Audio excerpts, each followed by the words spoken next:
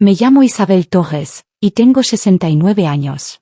Durante los últimos 22 años, he vivido sola en una casa que alguna vez se sintió demasiado llena, de ruido, de zapatillas embarradas, de proyectos escolares a medio terminar sobre la mesa de la cocina.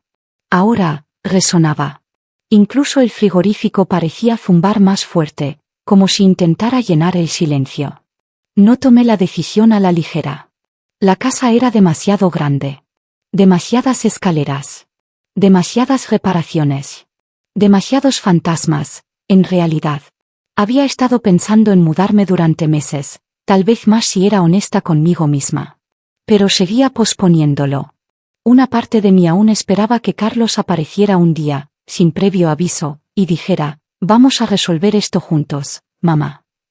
Esa esperanza no había muerto del todo. Por eso descolgué el teléfono. Era un martes. Tarde. Acababa de doblar la ropa y miraba el jardín, preguntándome si los próximos que vivieran aquí amarían el limonero como lo hacía Antonio. Marqué el número de Carlos, ensayando cómo preguntaría, no demasiado necesitada, no demasiado emocional. Contestó al tercer tono. Hola, mamá, ¿todo bien? Había ruido de fondo, niños gritando, una tele, tal vez el microondas pitando. Sonaba apurado, como si lo hubiera interrumpido.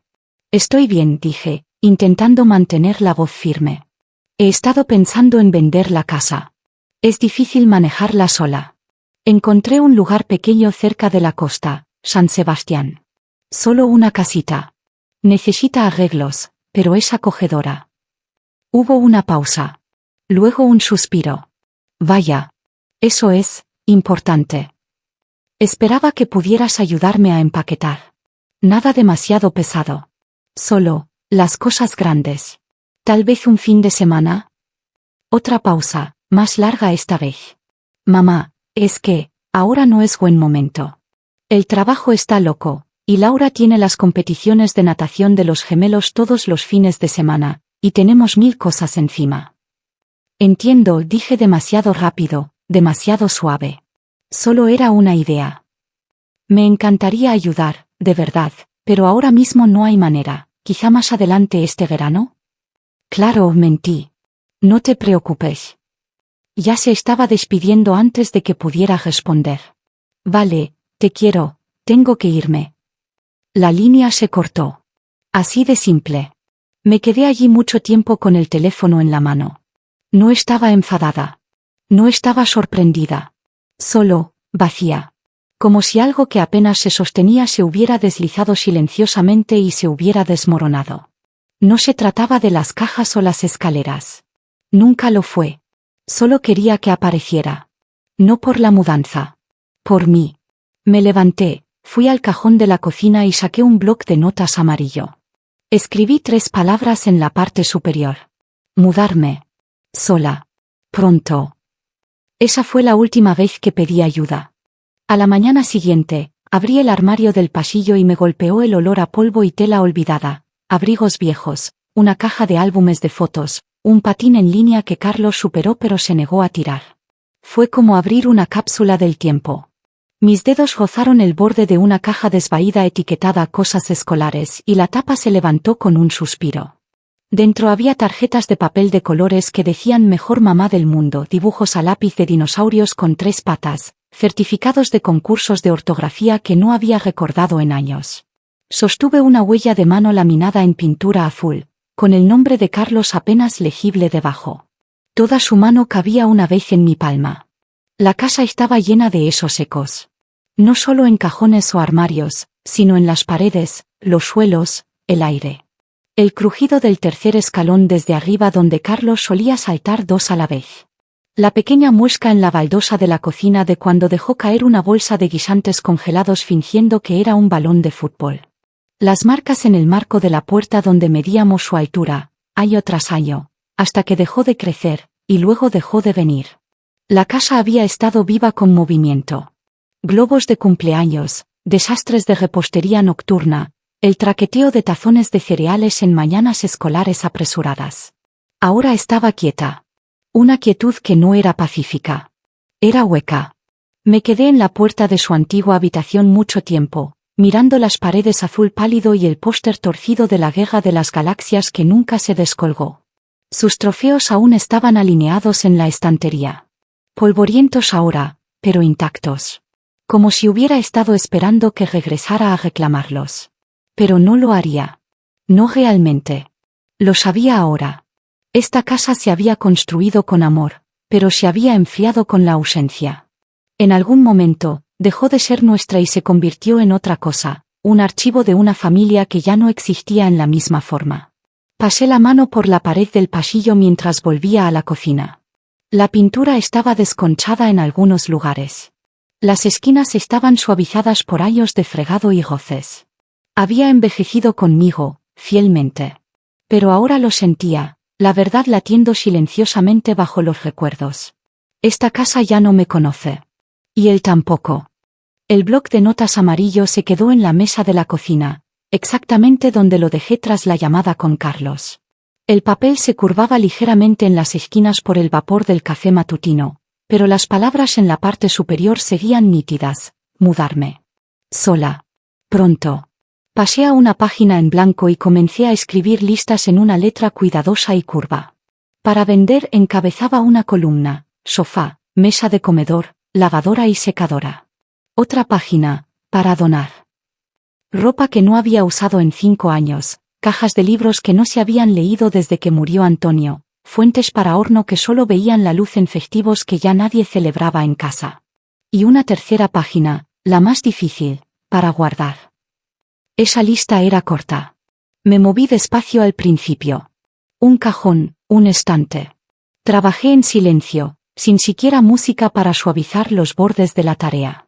La quietud dejaba que los recuerdos vinieran y se fueran sin resistencia. No lloré. Tampoco sonreí. Simplemente clasifiqué. Eso se sentía correcto, como si estuviera tamizando las capas de una vida que había superado pero nunca cuestioné. No se lo dije a nadie. Ni a Carlos. Ni a mi vecina Clara que solía pasar después de las tormentas. Ni a las señoras del club de lectura del centro de mayores. No quería consejos. No quería que nadie preguntara si estaba segura. No quería esa inclinación triste de cabeza que da la gente cuando no entiende pero quiere parecer que sí. Por una vez, quería que la decisión fuera mía, y solo mía. Cuanto más empaquetaba, más ligera me sentía. La culpa se agitaba de vez en cuando, un zumbido silencioso de fondo. ¿Estaba siendo egoísta? ¿Injusta? Pero cada vez que tocaba algo que ya no necesitaba, las viejas botas de fútbol de Carlos, un juego de fondo polvoriento de los 90, sentía un cambio. El tipo de cambio que no notas hasta que te das cuenta de que has estado conteniendo el aliento durante años. No se trataba solo de metros cuadrados o un tejado con goteras. Ni siquiera se trataba de Carlos ya. Se trataba de ser vista. Y si nadie iba a verme aquí, entonces me iría. Iría donde pudiera empezar de nuevo, incluso si el único testigo de ese comienzo era yo. Encontré la tarjeta escondida detrás de un montón de recibos viejos en el cajón de la cocina, bajo cupones caducados y gomas elásticas quebradizas. Era de Carlos, mi último cumpleaños. La portada tenía una flor de caricatura sosteniendo un globo. Dentro, solo 5 palabras en su letra: espero que sea bueno. Sin mensaje. Sin calidez. Solo su nombre garabateado abajo como un pensamiento tardío. Me quedé allí sosteniéndola, con el corazón quieto. No roto, solo inmóvil. No sorprendida, solo cansada. Salí al patio trasero. El viento había arreciado, fresco e inquieto. En el centro del patio estaba el pequeño brasero que Antonio compró un verano cuando se imaginó chef de patio. Lo usamos 2 veces antes de que se convirtiera en otra cosa más que barrera alrededor. Encendí una cerilla. La llama prendió fácilmente en el borde de la tarjeta. Se curvó, ennegreció y se deshizo en cenizas más rápido de lo que esperaba. Miré hasta que no quedó nada más que el leve olor a papel quemado y el suave chasquido de las brasas moribundas. No era ira. No era un gran gesto. Era un corte silencioso. Un hilo cortado. De vuelta adentro, abrí mi teléfono y busqué el nombre de Carlos. Dudé un momento, con el pulgar temblando, no por vacilación, sino por algo más profundo. Algo final. Borré el contacto. Luego saqué una pequeña tarjeta del cajón y escribí su número en tinta azul. La doblé una vez, la puse en un sobre y caminé hasta el armario del pasillo. Dentro había una caja fuerte donde guardaba mi testamento, mi pasaporte, algunas fotos desvaídas de mis padres. Añadí el sobre y lo cerré con un clic. No estaba borrado. Solo, archivado. Esa noche, me quedé en el fregadero lavando una sola taza de café y susurré la verdad en voz alta por primera vez. No lo aparté. Solo dejé de esperar. Las palabras no resonaron. Se asentaron, suaves, pesadas y claras. Como la lluvia empapando la tierra seca. 3 días después de quemar la tarjeta, Carlos envió un mensaje. Avísame si necesitas ayuda con la mudanza. Sin saludo. Sin llamada. Solo esas 10 palabras. Miré la pantalla mucho tiempo. No porque no supiera cómo responder, sino porque sabía exactamente cómo lo haría, y lo poco que importaría. Estaba ofreciendo una obligación, no una invitación. Una frase lanzada como migajas para calmar la culpa. Respondí lentamente. Gracias, pero estoy cubierta. IP5 and I left it at that. No emoji. No explanation. I didn't reply. Not that night. Not the next day. Not ever. The silence after felt more honest than the words themselves. I stopped checking my phone for his name after that. Later that week, I was in the front yard, struggling to haul an old armchair to the curb for pickup. It was heavier than I remembered. The sun was hot, and my patience was thinner than usual. ¿Necesitas ayuda con eso?, llamó una voz desde el otro lado de la calle. Me giré y vi al señor Gómez, mi vecino de 10 años, caminando hacia mí, con las mangas arremangadas, guantes de jardinería en una mano. Habíamos intercambiado saludos por encima de los setos, quejas sobre el tiempo, alguna escalera prestada. Pero nunca había entrado en mi patio hasta ahora. Eso sería genial, dije, retrocediendo ya. Arrastramos el sillón juntos en silencio. Cuando terminamos, no hizo preguntas. Solo asintió y dijo, si tienes más, estoy por aquí. Esa noche, me senté en el porche con un vaso de agua y vi el cielo volverse suave con el crepúsculo. No apareció ninguna familia. No hubo reconciliación dramática. Solo un vecino que se dio cuenta. Y fue suficiente.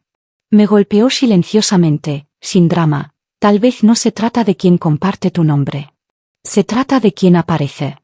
Para cuando llegué a las últimas cajas, la casa se había vuelto desconocida.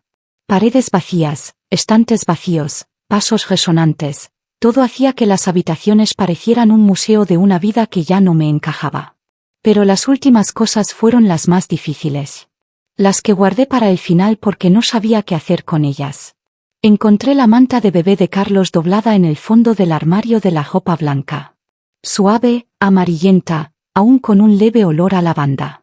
La presioné contra mi cara, dejé que el dolor subiera y se asentara. La empaqueté cuidadosamente en una caja pequeña marcada a recuerdo. Guardar. No para él. Para mí. En el armario de la cocina, detrás de tazas desparejadas, saqué la vieja taza de cerámica de Antonio. El asa estaba rota desde que la dejó caer haciendo su ridículo baile matutino al ritmo de flamenco. La usó todos los días hasta el final.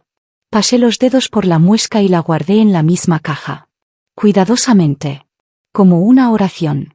Caminé por la casa una última vez descalza, como lo hice el día que nos mudamos. El suelo crujía bajo mis pasos, como siempre, como si suspirara conmigo. Me detuve en cada puerta, cada ventana, cada rincón que alguna vez contuvo ruido y risas y brazos alrededor de mis hombros. Las habitaciones no lloraron. No protestaron. Simplemente me dejaron ir. En el porche, coloqué mi pequeña maceta de helecho en los escalones. La había mantenido viva a través de tormentas invernales y olas de calor. A través de los años más silenciosos de mi vida. Até una cuerda alrededor con una pequeña etiqueta escrita a mano: por favor, cuídame. Fue lo único que dejé atrás que aún estaba creciendo. Dentro, puse las llaves de la casa en un sobre blanco y escribí el nombre del agente inmobiliario en el frente. Lo dejé en la encimera bajo un rayo de luz que calentaba las baldosas de la cocina. Junto a él, una breve nota en mi letra. Bienvenido a casa. Luego caminé hacia la puerta principal. Sin fanfarria. Sin mirar atrás. Giré la cerradura hasta que hizo clic, un sonido suave y sólido que se sintió final. Sostuve el pomo por un aliento extra, luego lo solté. No había dirección de reenvío. Ni rastro. Ni más explicaciones. Solo yo, mi coche, un mapa guardado en la guantera, y un destino que solo yo conocía. Al salir del camino de entrada y girar la esquina, no miré atrás. Ni una vez. La casa podía quedarse con sus recuerdos. Yo me llevaba mi vida conmigo. La primera mañana en la casa de la playa, desperté con el sonido de gaviotas graznando sobre mi cabeza y el susurro rítmico de las olas rozando la orilla. Las ventanas estaban entreabiertas lo suficiente para dejar entrar el aroma a sal y eucalipto, y por un momento simplemente me quedé allí, escuchando. Sin voces. Sin tareas esperando. Sin nadie esperando nada de mí. La casa era pequeña, 2 habitaciones y una cocina no más grande que la despensa que tenía en Carij. Los suelos crujían con la edad, y la puerta mosquitera del frente se atascaba cuando el aire se volvía demasiado húmedo. Pero era mía. No solo de nombre. En energía. En ritmo. Las paredes no estaban llenas de fantasmas. Estaban esperando ser llenadas, con risas, con silencio, con el olor a pan y aceite de lavanda. Esa tarde, caminé hasta el centro del pueblo, a solo 10 minutos paseando por la carretera costera. El océano se asomaba entre casas bajas y setos de hibiscos crecidos. Se sentía como caminar por un sueño que aún no había decidido qué quería ser. Me detuve en la panadería local, Romero y Sal.